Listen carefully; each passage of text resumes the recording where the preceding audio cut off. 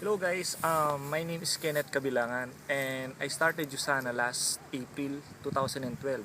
So, anong ginawa ko? Ang ginawa ko lang is tinuloy-tuloy ko lang gaya na sinabi ng upline. Yes, upline lagi. Kung anong ginagawa nila, gagawin din natin.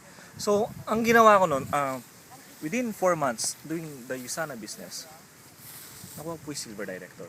So, ibig lang sabihin, basta gagawin mo ng tama, malay mararating mo. And, eto mas nakakabaliw.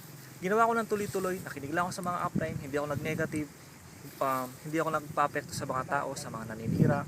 Ang daming i-reject ka, ang daming papahamak yung pangalan mo, ang daming sasalta na against sa'yo. Pero pag naniwala ka sa kanila, talo ang pangarap mo.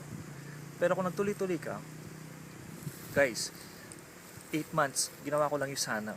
Isa ako sa mga naniwala. Isa ako sa mga nanindigan na kaya ko to, whatever it takes. So, after 8 months doing the Usana business, guys, kita nyo ba to?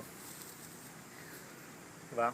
So, ladies and gentlemen, after 8 months doing Usana business, ito na po nakuha ko.